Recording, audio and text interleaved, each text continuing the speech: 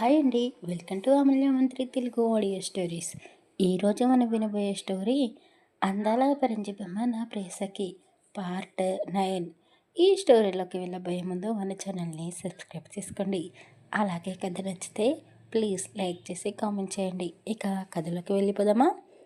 రాహుల్ వాళ్ళ నానమ్మ అమ్మ దగ్గరికి వెళ్ళి కూర్చున్నాడు. వైట్ కలర్ డ్రెస్లో ఉన్న చరితను చూపించాడు. డాడీ ఒప్పుకున్నాడు. ఆ అమ్మాయి ఎలా ఉంది, మీకు కూడా నచ్చిందా చెప్పండి అని వాళ్ళని అడిగేశాడు. వాళ్ళు చరిత వైపు పైనుండి కింది వరకు చూసి, ఆ అమ్మాయి బాగానే ఉంది, కానీ తనకంటూ ఆస్తి అంతస్తులు ఏమీ లేవు అని చెప్పావు కదా. అయ్యో నానమ్మ, నువ్వు ఎందుకు ఆస్తి గురించి ఆలోచిస్తున్నావు? మనకు ఆస్తి బాగానే ఉంది కదా, సరిపోదా? నాకు అమ్మాయి బాగా నచ్చింది, ఆస్తి కాదు. నేను తననే పెళ్లి చేసుకుంటాను అని రాహుల్ ఖచ్చితంగా చెప్పేశాడు. అయ్యో రాహుల్, నీ సంతోషాన్ని మేమెందుకు కాదంటాము? కానీ ఒక్క విషయం గుర్తుపెట్టుకో, ఇలాంటి అమ్మాయిలకు ఎక్కువగా చనివిస్తే నెత్తినికి కూర్చుంటారు. మాకు ఈ అమ్మాయితో పెళ్లి జరిపించడం ఇష్టం లేదు, కానీ నీ సంతోషాన్ని దూరం చేయాలని మేము అనుకోము. నీ ఇష్టమే మా ఇష్టం అంటూ వాళ్ళు కూడా చెప్పడంతో రాహుల్ చాలా సంతోషంగా ఉన్నాడు. ప్రతిరోజు కాలేజీకి వెళ్ళడం, ఇంటికి రాగానే ట్యూషన్ చెప్పడం, నైట్ ల్యాప్టాప్లో వర్క్ చేసుకోవడం, చరితది ఇదే దినచర్య. ఇలా కాలం గడిచిపోతూ ఉంది. రవికుమార్ రాహుల్కి బాగా దగ్గరైపోయాడు. రాహుల్ ఫ్రెండ్షిప్ వల్ల రవికుమార్లో చాలా మార్పులే వచ్చేశాయి. రాహుల్కి చరితకి ఫైనల్ ఎగ్జామ్స్ అయిపోవడంతో చరిత ఇంట్లోనే ఉంటూ వర్క్ చేసుకుంటూ ఉంది. ఒకరోజు శ్రీనివాస్ గారు చరిత వాళ్ళ ఇంటికి వచ్చాడు. శ్రీనివాస్ని చూసి చరిత షాక్ అయింది. సార్, మీరేంటి ఇక్కడ, మా ఇంటికి వచ్చారేంటి అని కంగారు పడుతూ అడిగింది. అయ్యో, మీ ఇంటికి నేను రాకూడదా? నేను ఆఫీస్కి వచ్చేదాన్ని కదా సార్, ఏదైనా పనుందా అని చరిత అడిగింది. చరిత, నీకు పర్మనెంట్ జాబ్ ఆఫర్ ఇవ్వడానికి వచ్చాను అని శ్రీనివాస్ అనడంతో చరిత రవికుమార్ ముఖం వెలిగిపోయింది. నువ్వు ఒప్పుకుంటే ఆఫీసే నీ సొంతం చేయగలనమ్మా అన్న శ్రీనివాస్ మాటకు చరిత కాస్త ఆశ్చర్యంగా చూసింది. సార్, మీరు ఏమంటున్నారో నాకు అర్థం కావడం లేదు. పర్మనెంట్ జాబ్ అంటున్నారు, మరి ఆఫీస్ నా సొంతం ఎలా అవుతుంది? అయ్యో, అంతలా కంగారు పడకమ్మా, నువ్వు మాకు బాగా నచ్చావు. నా కొడుకు రాహుల్ నా ఆస్తికి ఒక్కడే వారసుడు. నువ్వు ఒప్పుకుంటే నిన్ను మా ఇంటి కోడలుగా చేసుకోవాలని ఆశపడుతున్నాను. ఏమంటావు అని అతను అడిగాడు. సార్, మీరు ఇచ్చే జీతంతో బ్రతికే జీవితం నాది. అలాంటిది మీ ఇంటికి కోడలుగా ఎలా రాగలను? మీకు మేము ఆస్తిలోనో అంతస్తులోనో ఏమాత్రం సరిపోము అని చరిత అనింది. చూడమ్మా, మా ఇంటి వాతావరణం నీకు తెలీదు. నువ్వైతే మా ఇంటిని సరిదిద్దగలవు. నేను కొన్ని రోజులుగా గమనిస్తున్నానమ్మా. నీలాంటి తెలివైన అమ్మాయి మా ఇంటికి కోడలుగా రావాలని నేను చాలా ఆశపడుతున్నాను. నువ్వు ఒప్పుకోకపోతే జాబ్ పోతుంది అని భయపడకు. నీ జాబ్ ఎప్పటికీ పోదు. నీకు ఇష్టం ఉన్నన్ని రోజులు నా కంపెనీలోనే పనిచేయి.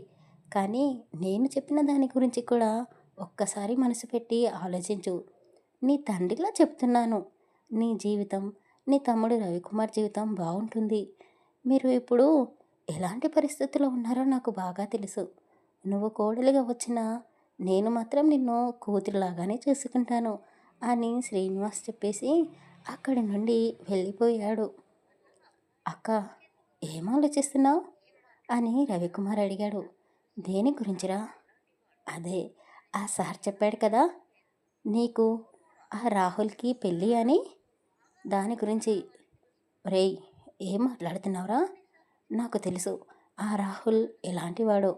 తనకి లేని అలవాటంటూ ఏదీ లేదురా. నువ్వు కూడా ఈ మధ్య రాహుల్తో బాగానే తిరుగుతున్నావు అని తెలుసుకున్నాను. నీకు ఎన్నిసార్లు చెప్పాలి అలాంటి గొప్ప వాళ్ళతో ఫ్రెండ్షిప్ చేయకూడదు అని? అయ్యో అక్క, రాహుల్ నిజంగానే నువ్వు ప్రేమిస్తున్నాడక్క. ఒక్కసారి అతనితో మాట్లాడు. నేను కూడా మొదట్లో రాహుల్ గురించి అలాగే ఆలోచించాను, కానీ ఆ తర్వాత అతనేంటో, అతని మంచితనం ఏమిటో బాగా అర్థం చేసుకున్నానక్క. నువ్వు ఒక్కసారి అతనితో మాట్లాడు. ఏదేదో ఊహించుకోకు. రాహుల్ బావ చాలా మంచివాడు. నువ్వు రాహుల్ బావని పెళ్లి చేసుకోవాల్సిందే అని రవికుమార్ అన్నాడు. ఏంటి? రాహుల్ బావనా? ఎప్పుడు నీకు బావయ్యాడ్రా నీకు? అయినా అలా బెదిరిస్తున్నావేంట్రా? నాకు ఈ పెళ్ళి ఇష్టం లేదు అని చెప్తున్నా వినవేంటి? అక్క, ఇలాంటి సంబంధం నీకు నేను తేలేను. ఇందాక అంకుల్ కూడా చెప్పాడు కదా నీకు తండ్రిలా ఉంటాను అని. కనీసం ఆయన మాటకైనా విలువనియ్యి అక్క. మనము ఇప్పుడు 3 పూటలా తింటున్నామంటే శ్రీనివాస్ అంకుల్ సాయం చేయడం వల్లనే కదా. నీ వల్ల ఆ ఇంటికి ఏదో మంచి జరుగుతుంది అని ఆయన ఆశపడుతున్నాడు. కనీసం ఆయన గురించైనా ఆలోచించక్క అని రవికుమార్ చరితని పెళ్ళికి ఒప్పించుకునేదాకా పట్టుపట్టి విడవకుండా ప్రయత్నిస్తూనే ఉన్నాడు. తమ్ముడు పట్టుపట్టడంతో చరిత శ్రీనివాస్ గారిని కలవడం కోసం ఆఫీస్కి వెళ్ళింది. చరితను చూసి శ్రీనివాస్ నవ్వుతూ తన క్యాబిన్లోకి తీసుకుని వెళ్ళాడు ఆమెను. చెప్పమ్మా చరిత, ఏం ఆలోచించావు పెళ్ళి గురించి? ఆఫీస్లో జాబ్ చేస్తావా? ఇంట్లో కోడలిగా ఉంటావా? నీ సమాధానం ఏదైనా సరే నేను కాదననమ్మా అని అతను అన్నాడు. సార్, మీరు చెప్పినట్టు మా తమ్ముడు నన్ను ఒప్పించే ప్రయత్నం చేస్తున్నాడు పెళ్ళికి. వాడి సంతోషం కొరకు నేను ఈ పెళ్ళిని కాదనలేకపోతున్నాను, కానీ నాది ఒక షరతు అని అనింది. ఏంటమ్మా ఆ షరతు అని శ్రీనివాస్ అడిగాడు. ఏమీ లేదు సార్, నా పెళ్ళి అయిపోతే నా తమ్ముడు ఒంటరివాడైపోతాడు. మీరు ఒప్పుకుంటే నాతో పాటు నా తమ్ముడు కూడా అత్తారింటికి వస్తాడు అని చరిత చెప్పిన మాటను విని శ్రీనివాస్ గట్టిగా నవ్వాడు. వాడు ఒంటరివాడు ఎందుకు అవుతాడమ్మా? నువ్వు నాకు కూతురు లాంటి దానివి అయితే వాడు కూడా నాకు కొడుకుతో సమానమే కదా.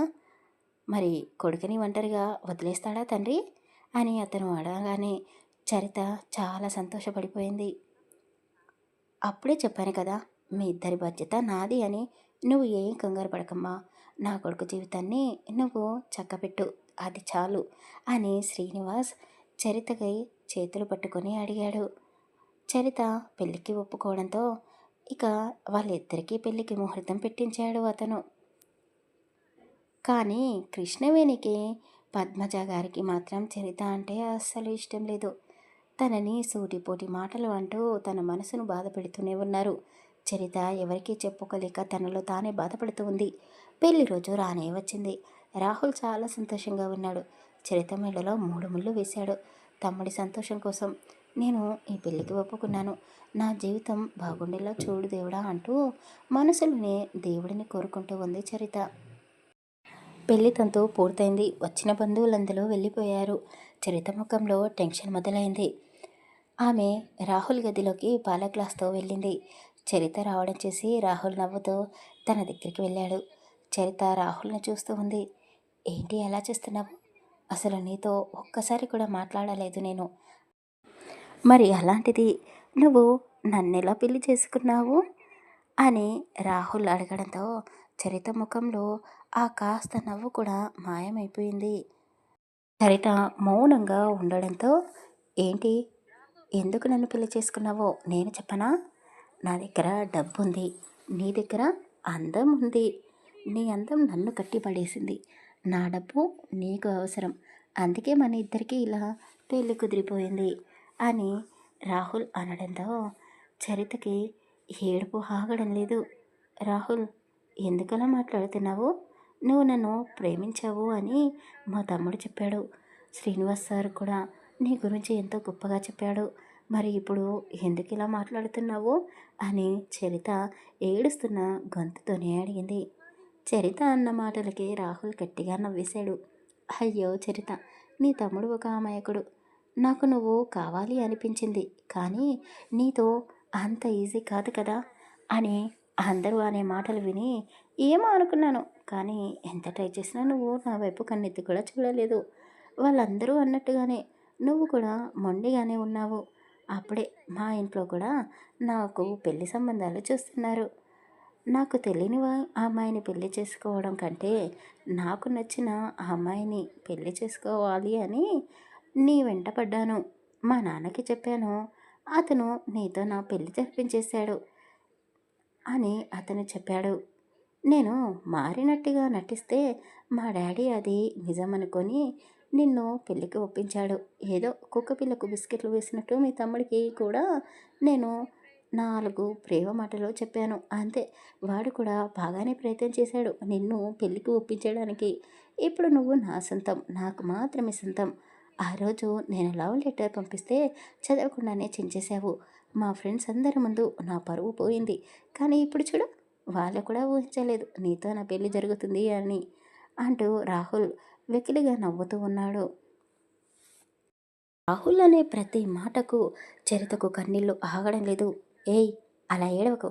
నాకు చిరాకుగా ఉంది. ఏడ్చేవాళ్ళు అస్సలు నాకు నచ్చరు. అయినా నువ్వు బాగా పొగరు చూపిస్తున్నావేంటే? ఇప్పుడేంటి ఏడుస్తున్నావు అంటూ రాహుల్ తిట్టడం మొదలుపెట్టాడు. అప్పుడే తనకు ఫోన్ రావడంతో ఫోన్ మాట్లాడి పక్కన పెట్టేశాడు. నేను బయటికి వెళ్తున్నాను మా ఫ్రెండ్స్తో. పబ్‌కి రావడానికి కాస్త లేట్ అవుతుంది. నేను వచ్చే వరకు నువ్వు పడుకోకు. వచ్చాక నీతో చాలా పని ఉంది. నా కోసం వెయిట్ చెయ్యి. అయినా నువ్వు పడుకున్నావే అనుకో, నేను లేపి మరీ నా కోరిక తీర్చుకుంటాను. నీ మీద నా కోరిక ఎంతో ఈరోజు నీకు చూపిస్తాను అని ఆమెతో చెప్పేసి తన ఇష్టంతో పని లేకుండానే ఆమె పెదాలపై ముద్దు పెట్టేసి బయటికి వెళ్ళిపోయాడు. రాహుల్ వెళ్తున్న వైపే చూస్తూ చరిత ఏడుస్తూ అలాగే కుప్పకూలిపోయింది. రాహుల్ బయటికి వెళ్ళడం చూసి ఇంట్లోని వారు కూడా ఆపడానికి ప్రయత్నం చేశారు. కానీ రాహుల్ ఎవరి మాట వినకుండా అలాగే బయటికి వెళ్ళిపోయాడు. రాహుల్, ఈ టైంలో ఎక్కడికి రా? మీ నాన్న చూస్తే నీతో పాటు మమ్మల్ని కూడా తిడతాడు. అయినా నువ్వు అన్నీ మానేసి ఇంట్లోనే ఉంటానని చెప్పావు కదా! ఎన్ని రోజులు మళ్ళీ మొదలుపెట్టేశావా అని కృష్ణవేణి రాహుల్ని ఆపడానికి ప్రయత్నం చేసింది. కానీ రాహుల్ ఎవరి మాట వినకుండా కార్ స్టార్ట్ చేశాడు. బావా ఆగు, నేను వస్తాను. ఈ టైంలో ఎక్కడికి అంటూ రవికుమార్ కూడా రాహుల్ వెంబడే కారులో వెళ్ళాడు. వాళ్ళు వెళ్ళిన 20 నిమిషాలకే శ్రీనివాస్ గారికి ఫోన్ వచ్చింది. రాహుల్ కారుకి యాక్సిడెంట్ అయ్యింది అని. దాంతో శ్రీనివాస్ గారు కంగారుగా అందరిని పిలిచాడు. ఏంటి, రాహుల్ ఇంట్లో లేడా? ఈ టైంలో బయటికి ఎందుకు వెళ్ళాడు? రాహుల్ కార్కి యాక్సిడెంట్ అయ్యిందంట అని చెప్పడంతో అందరూ కంగారుగా హాస్పిటల్కి వెళ్ళారు. రాహుల్ ఎక్కడ, నా కొడుకు ఎక్కడ అంటూ రాధమ్మ, కృష్ణవేణి హాస్పిటల్ మొత్తం ఒక్కటి చేశారు. డాక్టర్ గారు బయటికి వచ్చి, సారీ శ్రీనివాస్ గారు, యాక్సిడెంట్ చాలా ఘోరంగా జరిగింది. దాంతో రాహుల్ అక్కడికక్కడే చనిపోయాడు అని డాక్టర్ గారు చెప్పడంతో అందరూ షాక్ అయిపోయారు. మరి మరి మా తమ్ముడు రవికుమార్ ఎక్కడా అని చరిత ఏడుస్తూ అడిగింది. సారీ అమ్మా, అతను కూడా చనిపోయినట్టున్నాడు. కార్ లోయలో పడి ఉంది. అతని బాడీ దొరకలేదు అని పోలీసులు చెప్పడంతో చరితకి ఏడుపు ఆగడం లేదు. అలాగే ఏడ్చి సొమ్మసిల్లిపోయింది. రాహుల్ చనిపోవడానికి కారణం ఈ చరితనే. ఇంట్లో అడుగుపెట్టగానే నా మనవడిని చంపేసింది అంటూ పద్మజ చరితను కొట్టింది. నీ ముఖం మాకు చూపించొద్దు. దీన్ని తీసుకుని వెళ్ళి తిండి తిప్పలు లేకుండా ఆ గదిలో బంధించండి. నా మనవడు చచ్చిన దాన్ని నా ఇంట్లో సంతోషంగా తిరగకూడదు. ఇది చచ్చినా నాకు మనశ్శాంతి రాదు అని పద్మజ గారు చాలా ఘోరంగా తిట్టారు. అది చూసి శ్రీనివాస్ పద్మజపై కోప్పడ్డాడు. అమ్మా, తను ఏం చేసింది? నీ మనవడు మారాడేమో అనుకొని ఆ అమ్మాయితో పెళ్లి జరిపించాను. కానీ వాడు ఏం చేశాడు? మారినట్టు నటించాడు. పాపం చరిత, ఇందులో తన తప్పేముంది? తమ్ముడిని పోగొట్టుకుంది, భర్తని పోగొట్టుకుంది. తన జీవితాన్ని అర్థం లేని ప్రశ్నార్థకంగా చేశాను. తప్పంతా నాదే అంటూ శ్రీనివాస్ తల్లిపై కోప్పడ్డాడు. కానీ ఎంత చెప్పినా వినని మనుషులు వాళ్ళు శ్రీనివాస్ గారు లేనప్పుడు చరితని బాగా హింసించేవారు. చిన్నప్పటి నుండి బాధ్యతలతో పెరిగిన చరితకి తమ్ముడు దూరం కావడంతో బ్రతుకు మీద ఆశ కూడా పోయింది. భర్త ప్రేమ ఎలా ఉంటుందో, అసలు ప్రేమంటే ఏంటో ఆమెకు తెలియనే తెలీదు. వాళ్ళు పెట్టే బాధలు భరిస్తూ అక్కడే ఉండిపోయింది. తన పాత జ్ఞాపకాలను గుర్తు చేసుకొని ఏడుస్తూ ఉన్న చరిత దగ్గరికి లత వచ్చింది. ఏడుస్తున్న చరితని చూసి లత తన పక్కనే కూర్చుంది. చరిత తలపై చెయ్యి పెట్టి ఏడవకు అంటూ ఓదార్చింది. ఎవరు నన్ను ఇంతలా ఓదారుస్తున్నది అని చరిత కళ్ళు తుడుచుకొని చూసింది. అత్తగారిని చూసి ఆశ్చర్యపోయింది. ఏమైంది చరిత, ఎందుకు ఏడుస్తున్నావు? నీకు కార్తిక్కి ఏదైనా గొడవ జరిగిందా? వాడు ఎందుకు కోపంగా బయటికి వెళ్ళాడు, అది కూడా ఈ సమయంలో అని లత ప్రేమగా చరితని అడిగింది. చరితకి ఏం చెప్పాలో అర్థం కాక లతని పట్టుకొని ఏడ్చేసింది. లత కూడా చరితని హత్తుకొని ఓదారుస్తూ ఉంది. చరితకి ఆ ఓదార్పు నచ్చింది. ఏడుస్తూనే చెప్పింది. గదిలోకి రాగానే చరిత ఎలా ప్రవర్తించిందో, కార్తీక్ కొట్టాడు అన్న సంగతి కూడా చెప్పింది. రాహుల్తో రాహుల్తో తనకు జరిగిన పెళ్లి గురించి, ఆ ఇంట్లో ఆమె అనుభవించిన బాధల గురించి అత్తగారికి చెప్పుకొని చాలా బాధపడింది. ఆ తర్వాత ఏం జరగబోతుంది తర్వాయి భాగంలో తెలుసుకుందాం. కథ నచ్చితే ప్లీజ్ లైక్ చేసి కామెంట్ చేయండి. అలాగే మన ఛానల్ని తప్పకుండా సబ్స్క్రైబ్ చేసుకోండి. Thank you.